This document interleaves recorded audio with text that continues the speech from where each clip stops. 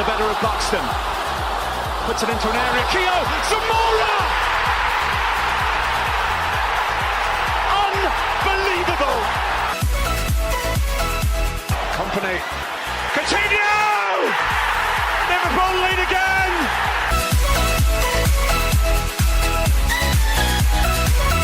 Ramian trying to close him down.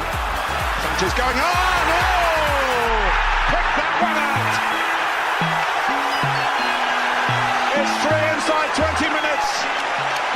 Hello and welcome to the Inches Wide Podcast, episode 2. Today there is lots to talk about. I'm Jake Beals-Hobson. And I'm Dan Godfrey. We'll get through plenty today. We'll start with Jamie Vardy and Leicester. We'll move on to the title race.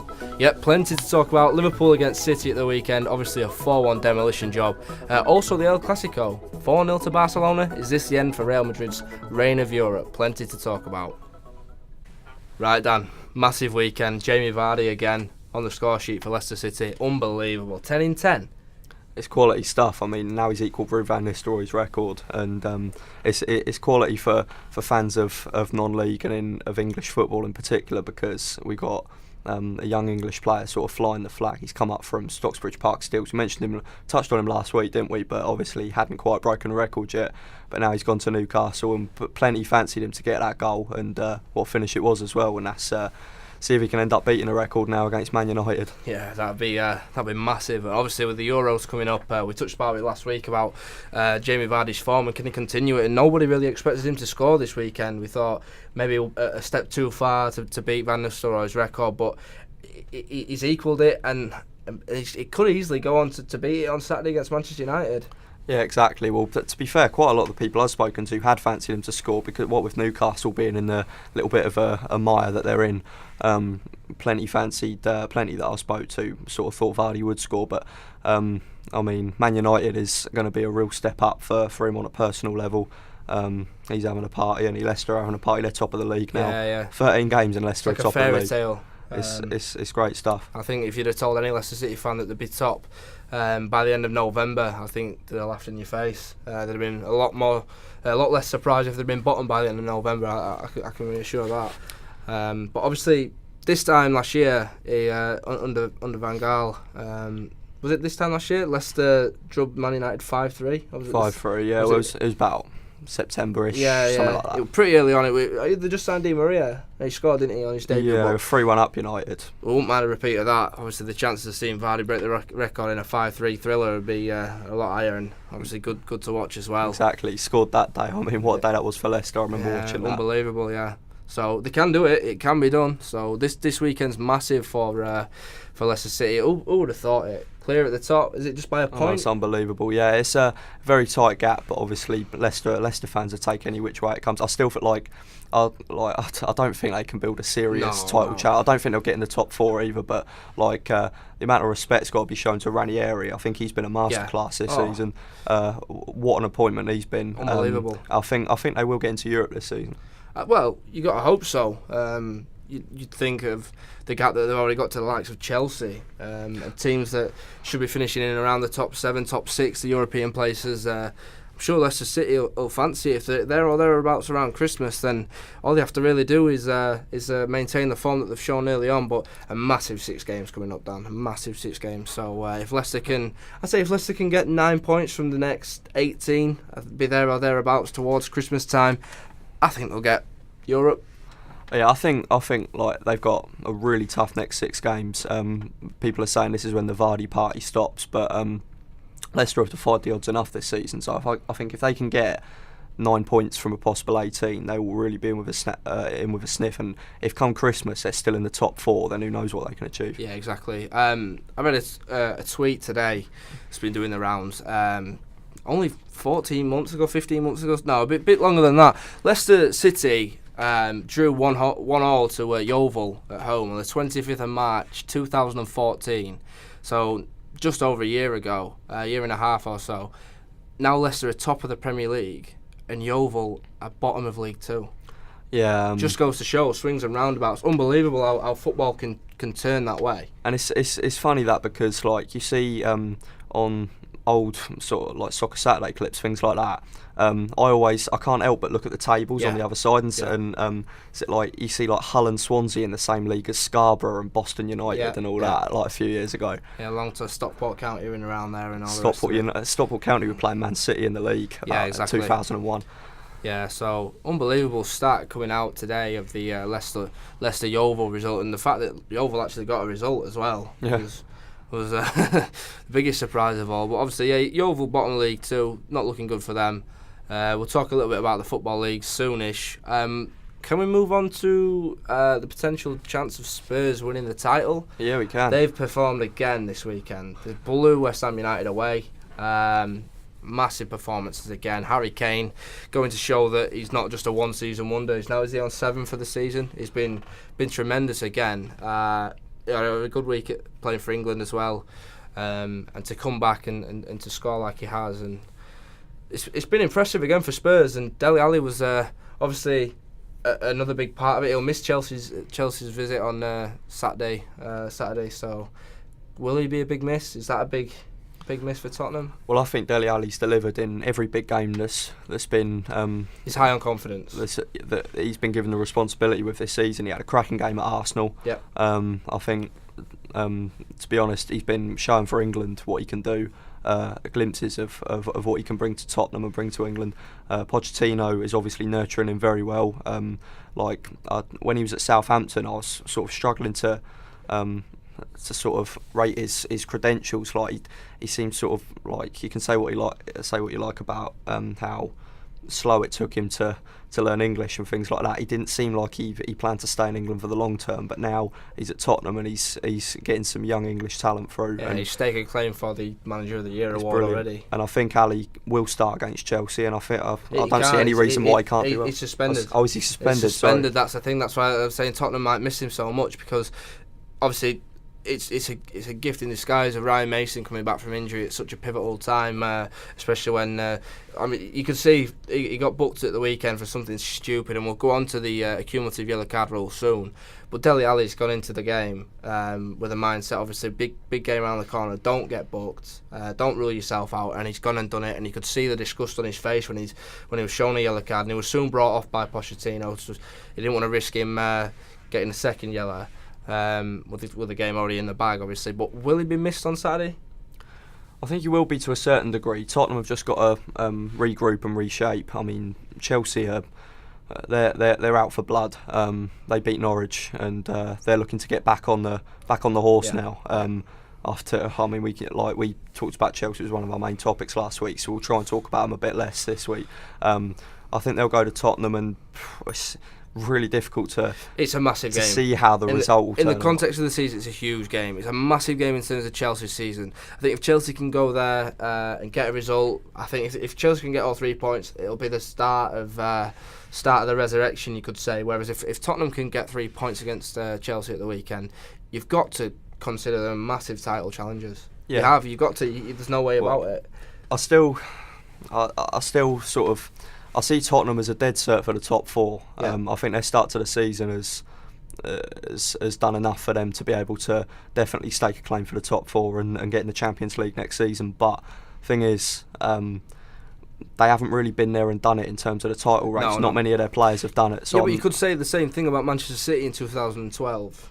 They've never really been and done it, and I know they left it to the dying seconds to do so, but they showed that they had the quality throughout the entire season. I know they dipped away and let United take a decent little stronghold in the title race towards the end, but they came back and delivered when they needed to. Obviously the Aguero year, but it's even if they don't win the title, it's encouraging for a Tottenham fan, from a Tottenham fan's point of view. Obviously not from a non-biased side of me, Dan being an Arsenal fan, it probably pains you to say that Tottenham are looking. You got to say what you got to say. I mean, I'll admit. From a football fan's point of view, you've got to respect that the team that are out in front now are playing week in, week out. They're just blowing teams away. Yeah. West Ham United are not an easy side. Exactly, and you've got. West Ham have gone to Arsenal. They've beat Arsenal. They've gone to Liverpool and beat them. They've gone to Man City and beat them. Them 3 away wins are absolutely unbelievable for West Ham and for Slaven Bilic. But I mean, going to Tottenham and losing 4-1, that just sort of. that shows that the confidence that's going through that Spurs side. Yeah. I think for Tottenham fans, this is the first time in a good few years that they're feeling ambitious this season, that they can. And the right to. I think the right to feel ambitious for the first time in a long time.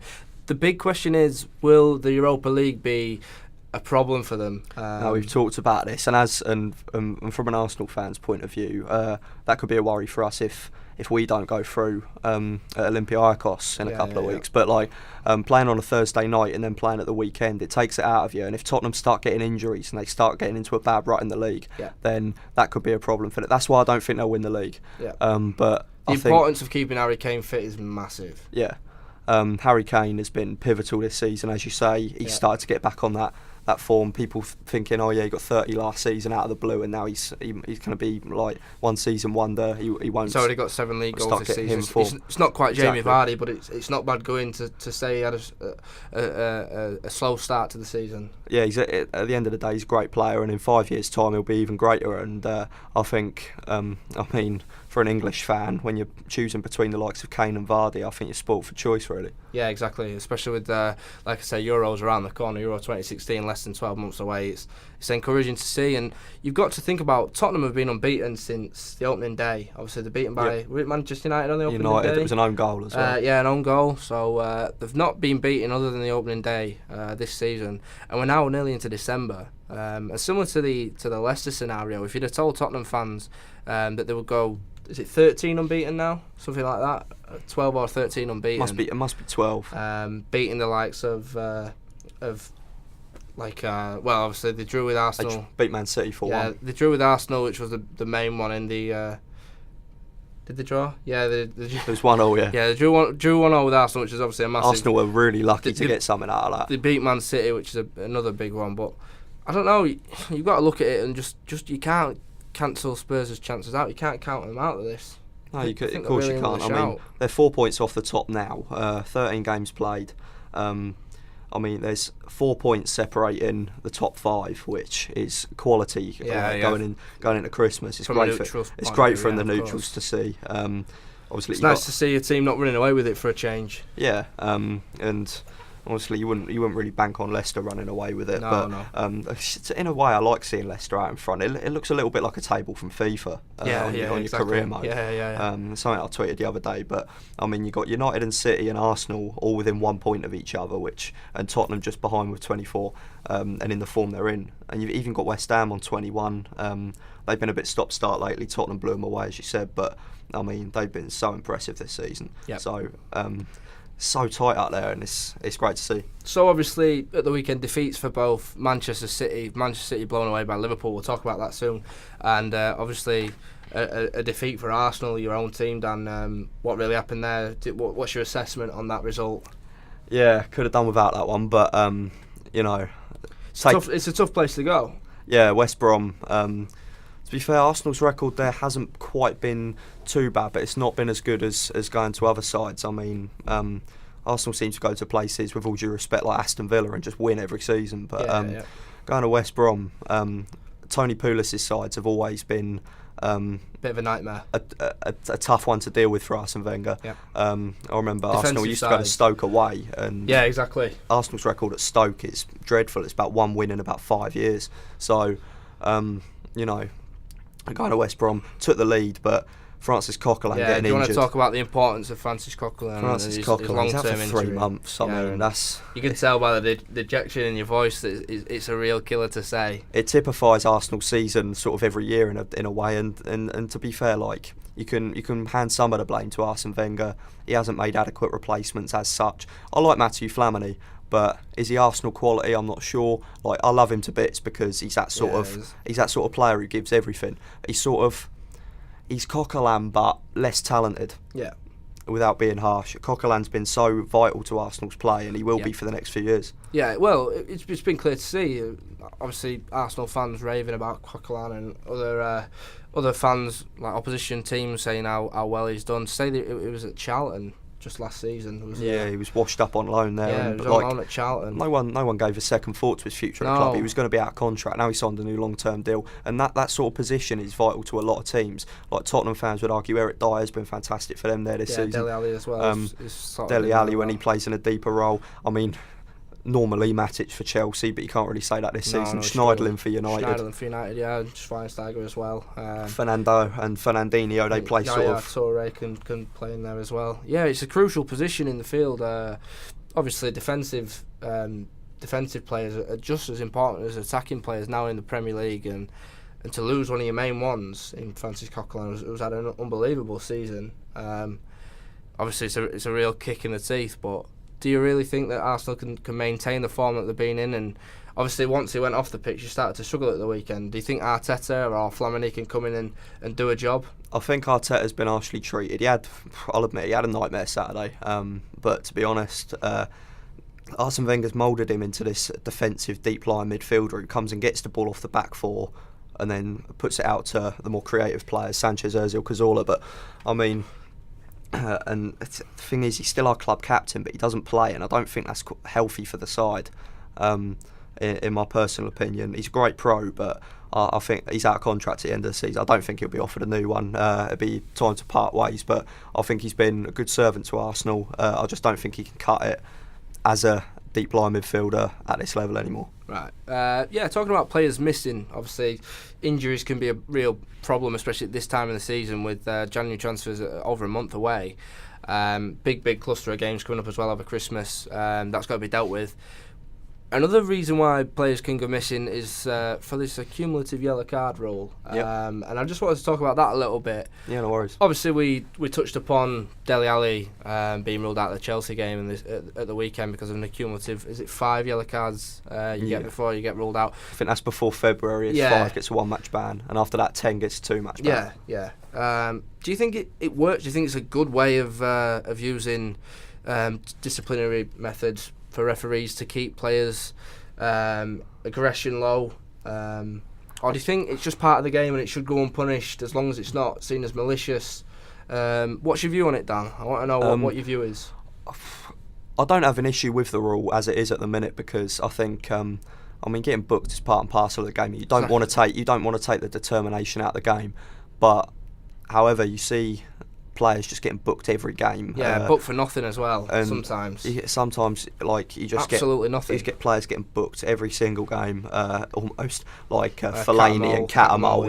Catamol's the first name that comes to mind. But like he's that sort of tough tackling midfielder that the Premier League's hanging on to in this era. So in a way, I don't mind Lee Catamol, to be honest. No, exactly. He's like a dying art, isn't he? That type of player. Exactly. Gareth Barry's on his way out as well. He's similar. Obviously, Gareth Barry, the most carded football player in the Premier League history. What a Premier League stalwart he is. Not a stat to be proud of. That was is a ever going legacy. So to be fair though, I think you've got to draw the line somewhere for getting bookings, and I think it's good. I think it's reasonable by the FA that they've drawn the line in February that you can wipe a clean slate, and then 10 will get you a 2-match ban. But is September to February too long of a period? You've got to look at the amount of games in there. You've got to think probably around 20. Even longer. It starts in August, doesn't it? Yeah, well, August. Yeah, exactly. It starts early August. I'm thinking, in terms of 6 to 7 months, is that a period that's too long in terms of the amount of games that are played in there? So you need 5 bookings to rule yourself out of one game, but that one game might be pivotal. This weekend, we're only in November, and Dele Alli's got 5 yellow cards so far this season, and he's ruled out of the Chelsea game. Yep. And at this part of the season, yes, I know we're still early on, but it's crucial. It's crucial for Tottenham's title challenges, and it's crucial for the fact of Chelsea getting back into a decent position in the league and maybe kick-starting a new chance for them. And he might be a crucial player that's missed, and that's all down to this cumulative yellow card rule. Exactly, yeah. I mean, Dele Alli's a young player and he's just got to sort of iron that disciplinary thing out of his game, and that's the case with a lot of players. But I think I do latch on to the point you're trying to make. Ali's been such an important player for Tottenham, regardless of his age or his inexperience in the Prem. He's really staking a claim to being that Tottenham starting 11 for the long haul, and if he's missing and Tottenham don't quite have the rhythm that they've previously had, and Chelsea can pick up a result through something that goes on in Tottenham's midfield that could turn an entire season. Exactly. Well, obviously Ryan Mason's been out for quite a while at Tottenham. He's been injured, but he's come back in, and what a massive time to come back in.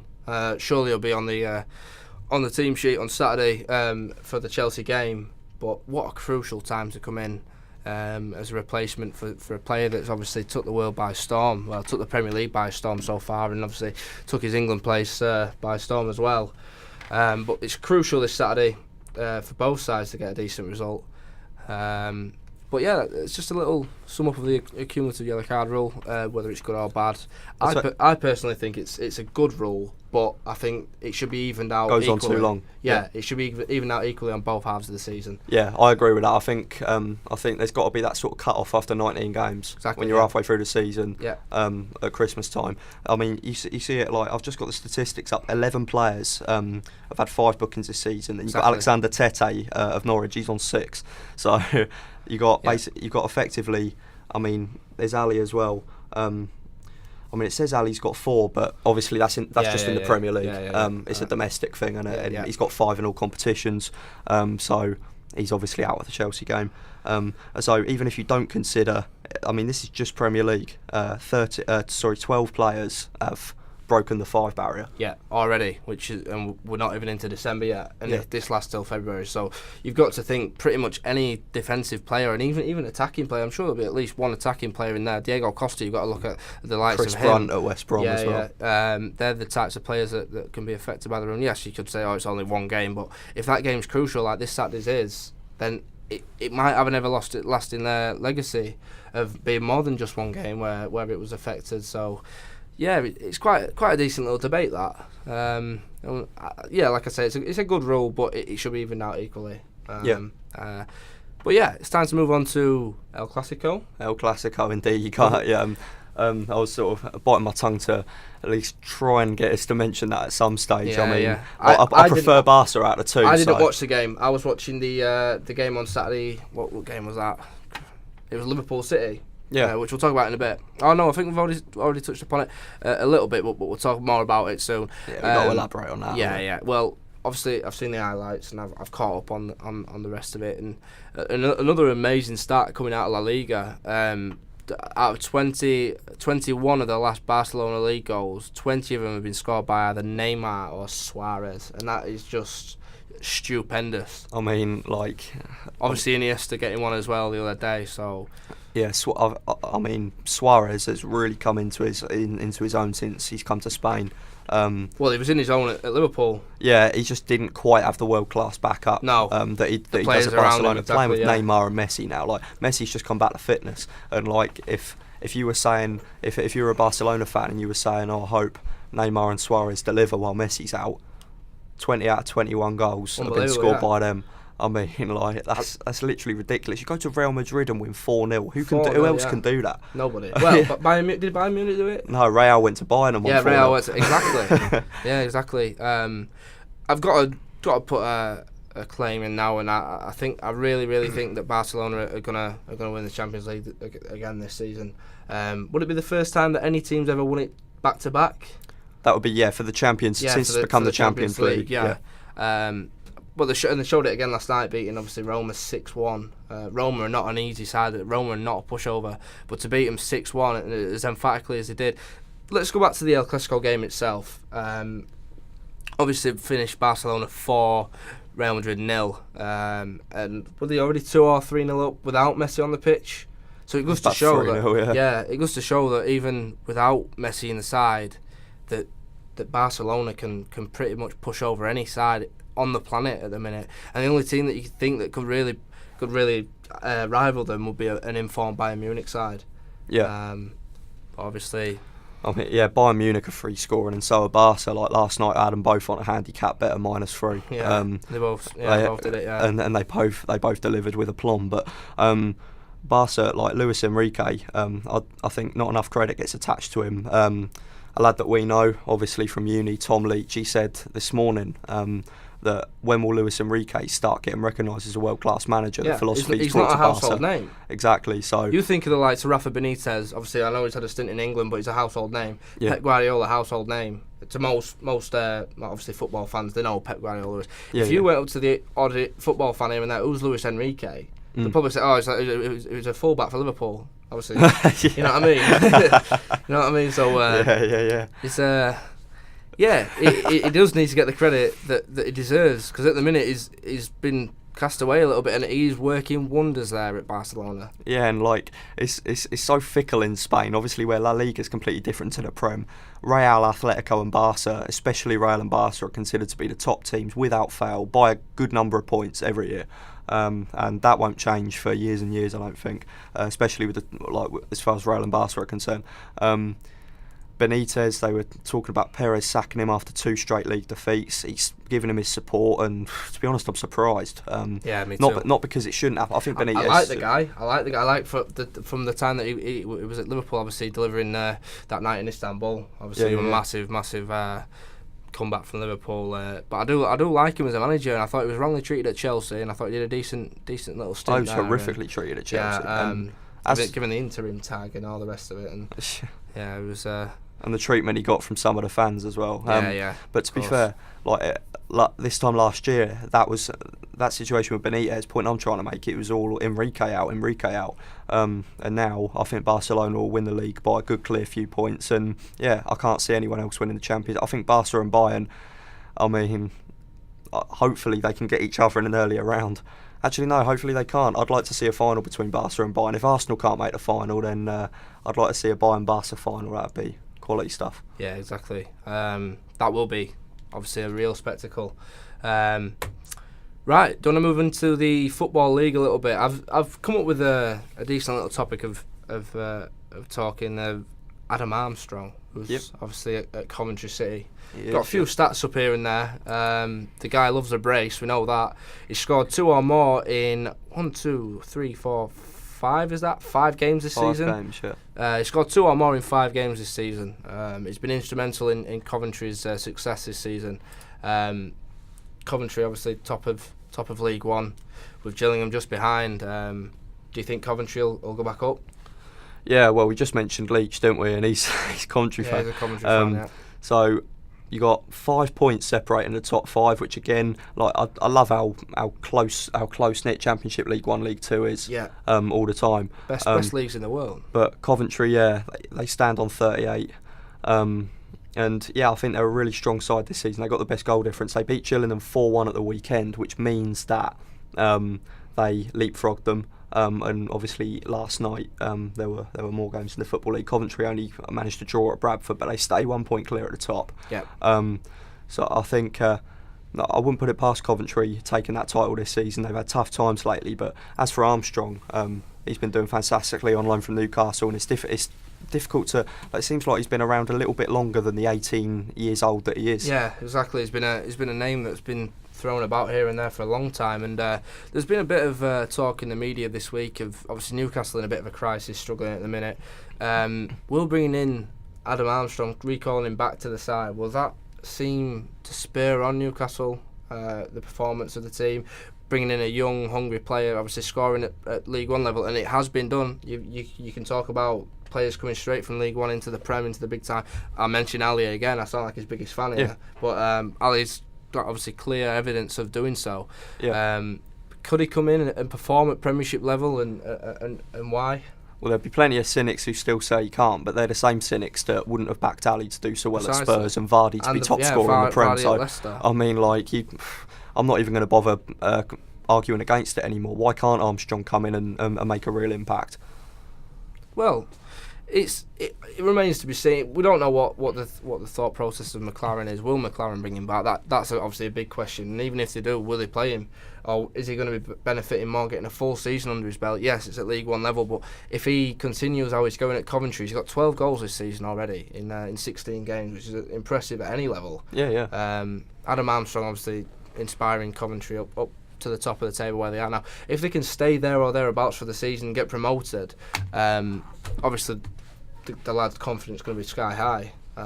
Obviously he's taking Coventry to a position where Obviously, this time last season, you'd have thought they were borderline relegation into League Two, and they were really struggling. But it's been good to see Coventry back where they belong. Really, a big club. Obviously, like my granddad supports Coventry, so I sort of keep an eye out on their results. But they've got some great players. I mean, Reece Charles Cook was an ex-Arsenal youth goalkeeper. He's in their side. Jordan Willis, he's come through the ranks. I remember him making his debut at Southampton. The day that Southampton got promoted to the Prem, Jordan Willis made his Coventry debut there, and he's gone from strength to strength. He's one of the strongest defenders in League One, in my opinion. Yeah. And you've got players like Roman Vansalo, who's like, I mean, he's done the bizzo at Leyton Orient. Yeah, he's a real midfield enforcer, in my opinion. Yeah, so, I mean, they're the sort of players that in League One he's got the experience of League One, can really hoist you into the Premier League. Obviously, they've been boosted a little bit, whether it's just for show or not. But Joe Cole's come in, obviously scored. Joe Cole Scored the other week as well. So, can't mention Coventry without mentioning Joe Cole. Yeah, Joe what Cole's came in. Even if he's not performing on the pitch, he's been to World Cups. He's got the experience. It can boost a dressing room. Yeah. Like, I don't think we've disagreed on anything yet today. Last week we disagreed over the England squad selection of you picking Carrick and Milner, but I think we might be all right today. Fancy Fabian Delph for the squad as well. Well, that remains to be seen, doesn't it? But let's move away from Euros. That was last week, and let's forget about that. Trying our best. It's only because I didn't mention Delph at all, and I feel a bit guilty now. Yeah, exactly. We'll bring Joe Cole back. Yeah, bring in Joe Cole and let him redo his wonders of the 2006 World Cup. His goal against Sweden, I'm sure, like fresh in the memories of obviously many football fans. I remember it. What a goal! Yeah, I was in Butlins. I was this high watching that. I would have been 10 years old, believe it or not. I would have been 9. Yeah, so good. Those were good days. But yeah, Joe Cole's there. Biggie Romano's coming from Newcastle as well to join Armstrong. Obviously, he came from Coventry in the first place. Biggie Romano's had a few stints up north in Scotland at Rangers, and I'm not sure if he's played yet, but he has got the talent. It's just he needs a run in the side. It's not. He has played twice. He played on Saturday and he played last night as well against Bradford. So this is his second spell, and he was there on loan. Could he? Sorry, he wasn't there on loan. He went to Newcastle. He came from Coventry, yeah. And he came for £1 million to Newcastle, and he's gone out on loan to Coventry to get a few games under his belt. So he's one of their own. So exactly. Coventry fans will be impressed by that. I'm sure as a Coventry fan, you can sit back and you can watch this type of football that they're playing now and feel encouraged and feel a bit for the first time. For the first time in a long time. Good few years. Yeah, of course. Obviously, talking about Football League as well. We touched upon the Championship for last season, for this season last week. Who do you think will go up? Obviously, I said Derby, Middlesbrough, and who was the other one? I can't remember. Hull City. Yeah. I said Hull, Derby, and Burnley. Yeah. We're just going to get a table of League One here up on the screen now, and you can't really choose. I think the Championship's a bit easier to predict. Obviously, it's one of the most unpredictable leagues in terms of results. But by the end of the year, you kind of know who's going to be there or thereabouts. In League One, you've got your teams in there that at the start of the season you're expected to be there or thereabouts. I'm from Doncaster myself, and I expected Doncaster to be pushing playoffs. Yeah. Top two. They've had I've been yo-yoing a bit. Yeah, they've had the troubles. I've got a new manager. They brought in Darren Ferguson, obviously Fergie's lad. The 16th in the league. I think by the end of the season they'll be pushing towards the top end of the table. I think Wigan are going to come through and be a big team in terms of League One promotion push. Coventry, Gillingham, both shown already that they've got the talent and they're a good enough side. Do you think Gillingham will sustain second place or push on for first maybe?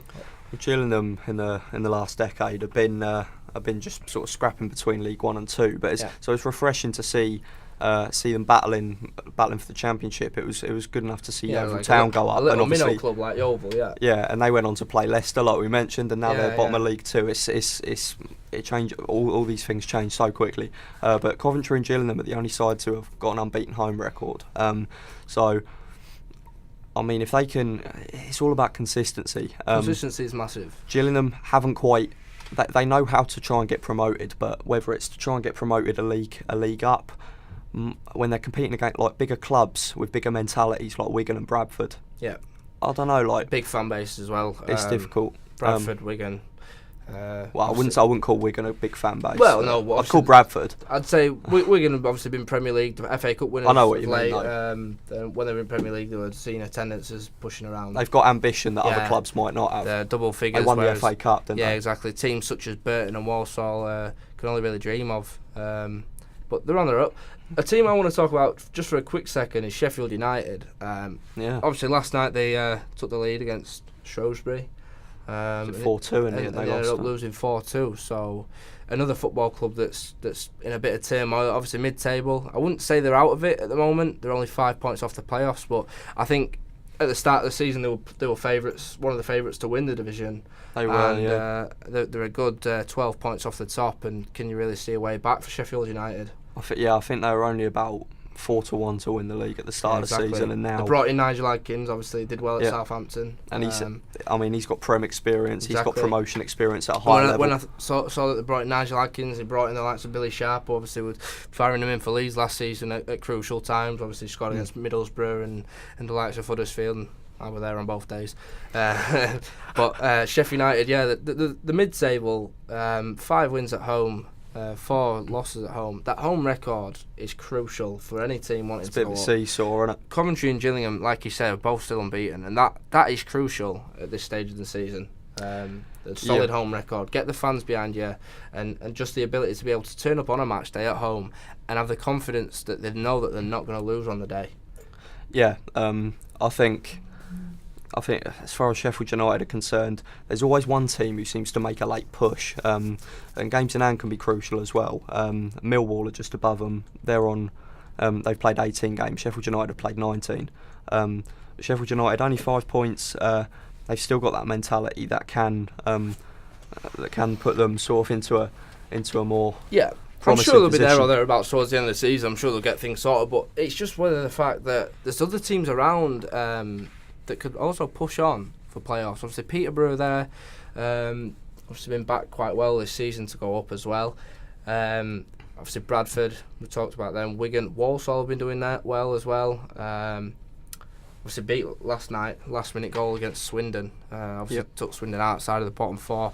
It's just nice to talk about League One at times. I think it's a good league. I think all the leagues in England, right down to the Championship, to the Conference, are good leagues to talk about. But like I say, I think Coventry will win it out and out.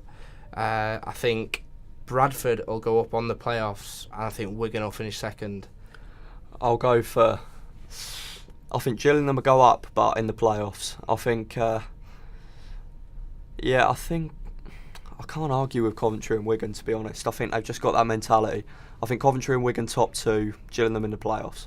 Yeah, it's not a bad prediction. In terms of relegation, it's a bit too early to say. It's quite a close one, obviously. Yep. The bottom 9 separated by just 8 points. So I always do keep an eye on the League One relegation because obviously all that's been going on with the Oyston family at Blackpool. Yeah, Blackpool are in and amongst it. The football family is sort of uniting to. We want Blackpool to succeed, but obviously with Oyston in charge, you can't really see it. He's taking the club. He's turned it into a bit of a circus. Like I thought that Leeds United were a bit of a laughing stock under Celino, but when you look at Blackpool, you got to say as a Leeds fan that you've got it pretty easy. Yeah, and I mean you got sides around there. Swindon were so unlucky not to get promoted last season, and now they're borderline like, relegation zone. Yeah. They're above the relegation zone on goal difference. Colchester are always there or thereabouts. They did well to stay up last year. So did Crewe. Crewe have looked pretty weak this season, but last night they were 2-0 down at Colchester. Came back in the last minute to win 3-2. Yeah, I love games like that. Yeah, it's just showing a little bit of fight to show that they can't be counted out of it. And they're still only 3 points adrift, Crewe and Blackpool. So I mean, I saw Crewe against Chesterfield. It was a uni assignment. I was at Crewe against Chesterfield. Both sides didn't look convincing, but Chesterfield just looked like they had that extra edge, and they won 2-1, and they're 15th. That's another side that I expected to be pushing towards playoffs. Chesterfield, I thought Chesterfield would be up there as well. They were last season. They were in the playoffs, weren't they? Yeah, and I just thought they'd be up there again. But like I said, Chesterfield, Doncaster, Sheffield United, even Millwall could push on a push for the playoffs. But there's so many strong sides, you can't really call it. Exactly, yeah. So it really is all to play for. It's something to look forward to towards the end of May. Should we have a little look at League 2 as well? If you want to look at League 2, we'll find League 2 as well. in League Two, obviously Plymouth last night didn't win, which has changed things at the top almost. Plymouth hold on to top spot. Oxford in second, Northampton in third. Obviously Dan being a Portsmouth resident, obviously keep an eye on them. Yeah. They're in fourth at the minute. Drubbed York last night 6-1, which was 6-0. Oh, was it 6-0? Yeah, of course it was 6-1 in the Barcelona game. I got you confused. But Portsmouth 6-0. York City, a team to talk about, second bottom at the moment. Brought in a new manager, not quite sure of his name, but he's played 4 games and lost all 4. There just seems to be a team in turmoil, and there's Yeovil at the bottom of the table, like we said. And then you got Newport and Dagenham, who both haven't won at home yet, which is an amazing statistic for late November. I mean, they've played 19 games. Yeah, I mean, and not won at home once. I'm just going to... I will touch on York, obviously. Portsmouth did beat them 6-0, and... I mean, all them goals were in the second half, and that's remarkable. I think Pompey fans have been waiting for a thrashing like that for a long time. Obviously, they've been on the end of a couple of them. At 0-0 at half time, when York City went down to 10 men, and then the floodgates seemed to just open. It's Jackie McNamara. Yeah, McNamara at York. Yeah, that's the right manager. Yeah. Do you think Portsmouth will go up? Do you think it's their year to get themselves back sorted out? I think it's about time. Yeah. It's nice to see the big clubs resurrecting in a way. Coventry being one, Portsmouth being another one. Plymouth as well. Yeah, and Plymouth as well. I mean, you saw where Plymouth were. Yeah. When they were in financial difficulty, and some of their younger players couldn't pay their rent because Plymouth couldn't pay them. And sort of dreadful things going on like that. They had to sign players from non-league and players from overseas who they'd barely seen play. And now they're top of the league. They've got home park back in their own right. So Plymouth and Pompey are, and I mean Oxford are quite a big club as well, but obviously they've been in non-league in the last few years. But I think Plymouth and Pompey are good bets to obviously it's the top 3 who go up automatically. I can see it being the current top 2, Plymouth and Oxford, and Pompey as well. I just want to quickly talk about the importance of Ruben Reid. He's got 6 goals in 13 games. It's not brilliant. It's almost a goal a game. But Jake Jervis as well, doing well. He's got 10 in 22 this season. The importance of these 2 players, they've both done it at this level before and levels above as well.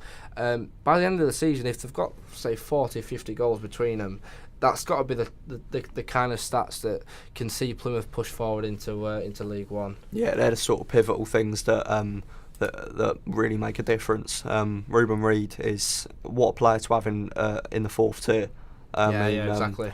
I mean, some of the players that some of these clubs have picked up, like obviously I can place plenty of focus on Pompey and the players that they've managed to attract, regardless of their divisional status, just because they're a big club. And Plymouth are the same now as well. So I think that's the advantage that they hold over teams, with all due respect, like Accrington, who are doing well for themselves. I mean, they're 5th, but they're a really small club who get really small gates. Northampton, they're not the biggest club in the world, and then Leyton Orient, Carlisle, they're the sort of... It is good to see a minnow side like Accrington flying the flag for obviously the smaller clubs in League Two, and it's good to see them doing well in the playoffs as well. Yeah. It's another really unpredictable division. Yeah, exactly. It's just good to see that at this stage in the tables, how unpredictable every single division is in England at the minute. And of late, the teams that drop out of League Two, it's really hard to come back again. Yeah, exactly. I mean, Bristol Rovers had a really tough start to their debut conference campaign last season, and they managed to win the playoff final against Grimsby. I was at that game at Wembley, and they managed to get back into League Two, and they're quite a strong side. They're in mid-table at the minute, they're 13th, but I mean Grimsby, they're still a big club who were in the Championship not too long ago, and they're just you can see how difficult it is, the amount of years that Luton spent trying to dig their way out, and now Tranmere and Cheltenham were the ones who took the plunge last year. And I mean, Cheltenham are doing well; they're top of the conference. But Tranmere are really struggling. They're behind sides like Braintree and I mean Dover are doing so well. They're playing in the Conference South. You wouldn't have expected that, really, with Dover doing so well. I mean, they got some money behind them now. Yeah, of course. But last season they defied the odds. Tranmere are level on points with Bromley, who I know a few people from Bromley because I used to work at Gosport Borough. Bromley used to play them in the Conference South, and they finished Conference South champions last season. And now they're in the National League, which is that's a conference that's known now. Who'd have thought they won 7-3 away at Torquay. I would have thought that Tranmere was struggling so badly at this point, when not too long ago they was in League One. Yeah, and you've got they were top of League One at one point, and you've got to argue sort of it might be complacency. That might have been Bristol Rovers' problem at the start of their season, but plenty of time for Tranmere to recover. Oh yeah, most definitely. It is difficult. I mean, Torquay were in League Two. They came out of League Two a couple of years ago, and now they're in the relegation zone. They got some real problems. Yeah, and obviously we're not far from Halifax Town either, and they're obviously in massive turmoil as well. 7 points away from safety with only one game in hand, and I think that might just be it for them as well. But it's been good to talk about the Football League a little bit. I don't think it gets enough coverage in terms of media attention. No. Towards the end of the season, you'll see a lot more obviously stories coming out. But it's good to speak about Adam Armstrong and could he do it at Prem level? I really think that if he went back in January, which is what's been rumoured about in the press, I don't think he could quite do it just yet. But it has been done by the likes of Dele Alli, Jamie Vardy. I think it took Vardy a while to get up to his comfortable step. Yeah. Obviously, Ricky Lambert's another one you could talk about that came from lower leagues. But he's young, he's hungry, he's got the confidence, he's firing in at decent size as well. Armstrong's been brought in through the ranks at Newcastle as opposed to coming up through non-league. Of course. It's Vardy and particularly Lambert are older players. Yeah. So Vardy's still young, but he's obviously older. Armstrong's only 18. Yeah. How many seasons do you think until Armstrong's could really cement a place in the Newcastle side? One or two at this rate. Do you think maybe next season If might be his year? It depends. I think a lot of it depends on whether Newcastle can stay up. You've got to look at Harry Kane. I mean, he didn't break into the Tottenham side until he was 21, 22, something like properly. Yeah. A bit of a journeyman now. Bit of a journeyman beforehand. Obviously, had stints at Millwall and such. I saw him at Millwall. So it can take a while for a player to finally become confident and start to enjoy his football. But yeah, I think Armstrong. He's peaking really in League One pretty early. I mean, obviously a young English lad as well. It's another encouraging talent. It's easy to forget that he's 18. I mean, he's younger than us. So this is getting bad, isn't it? Yeah, that's out here talking about him, and he's out there doing it. But it's part and parcel. Yeah, exactly. I think I'm scared to be too cynical about underestimating players like this. I mean, Newcastle have been, for all intents and purposes, dreadful this season.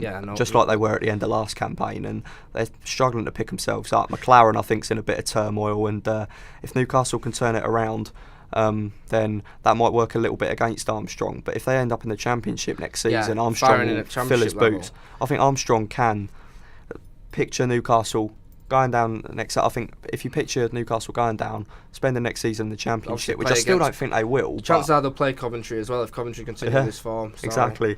I mean, Armstrong could be there this time next year, back at Coventry in a Newcastle shirt, banging in hat-trick. So yeah.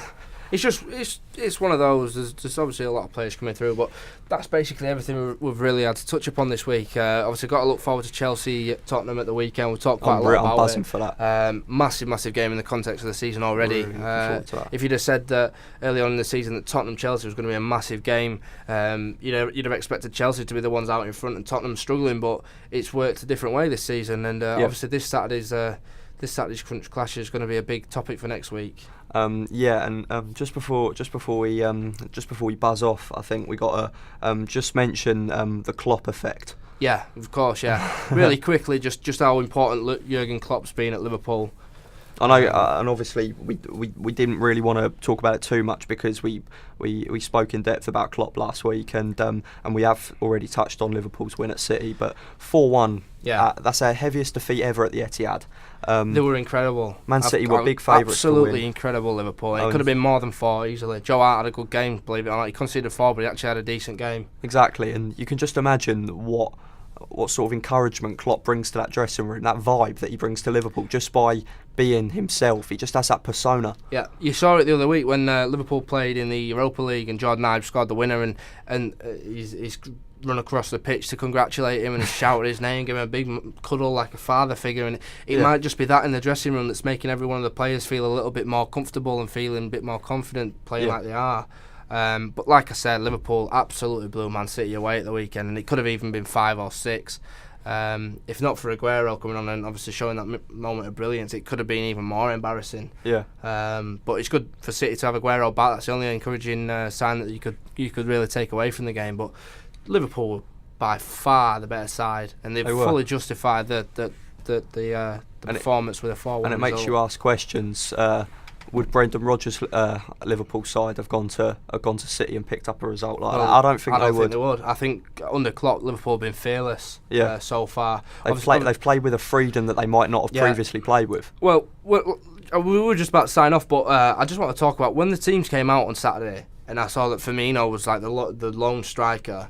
I was like, oh gosh, Jesus, this is a death wish. What's Klopp doing? But he were absolutely spot on, and Firmino had him and Coutinho put in probably the best performances of any two players this season in a Liverpool shirt, and I thought they were absolutely world class. And if they can continue that and build up, obviously not quite as prominent, but if they can build up a partnership similar to the likes of Sturridge and Suarez, and who can count Liverpool out at this stage? Yeah, it's early. I know they're only I think ninth in the league or something, but I'm not talking title just yet, but I'm talking top 4, and a lot of Man United fans are talking about how they think that they've got top 4 nailed on. But if you look at some of the competition that's coming through, exactly. I mean, but you've got to really, from a neutral point of view, it's so exciting to see. Those clubs like Arsenal, Man United have really got, and Man City even, they've got to look behind. They've got to look behind their shoulders and really acknowledge the sides breathing down their neck now. Jamie Carragher said a couple of months ago, Liverpool are like Tottenham. They think they're a big club, but the real big clubs aren't too worried about them. That's to a far lesser extent now, especially with Klopp at Liverpool. Yeah. I think obviously they see on the training ground what we don't, so we can look at their team selection and think, and then they go and win 4-1 at Man City, and then we just eat our words, sit down, don't we? Which just goes to show, it's just you cannot expect anything in football, and it's so encouraging to see a team such as Liverpool can blow away City, who obviously have been title favourites before and still are, not taking that away. Obviously Arsenal lost as well. They could have really punished City at the weekend, but obviously slipping up to West Brom. But like I said, it's a big weekend of football coming up. Liverpool, Tottenham, both having massive results this weekend, and this weekend coming up now is obviously just as important.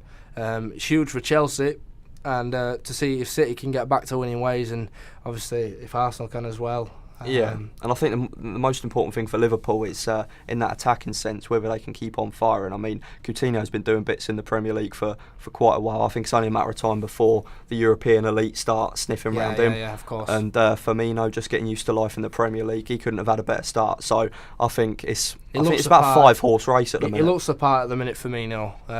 He really does. I know he's only had a couple of solid games, but we were saying the same thing about Ali last week, and we might go on to eat our words, he might turn into a flop, but that one performance just showed that the Brazilian little trio that they've got of Coutinho, Firmino, and obviously Lucas Leiva as well, who I thought he's done really well. I thought he's been quite good as well. So and obviously James Milner was superb as well. So yeah, we just want to end it there. I think we will. I think we've got plenty of stuff covered, and obviously look ahead to next week's episode. We're going to talk about Chelsea and Tottenham as hopefully a brilliant game. So exactly, we're going to have plenty to talk about from the Premier League and from the Football League as well. Next week, there's Europa League. Is there a Europa League tonight? Europa League's tonight. Yeah, there's Europa League. Not tonight. I mean tomorrow. Europa League tomorrow, and there's more Champions League tonight, so we'll be touching on that as well. But there'll be plenty to talk about. Please be sure to join us next week and subscribe to Inches Wide Podcast on YouTube. Yeah, of course, and follow us on Twitter at Inches Wide. I've been Jake Bills-Hobson, and I've been Dan Godfrey. Bye for now. Thank you.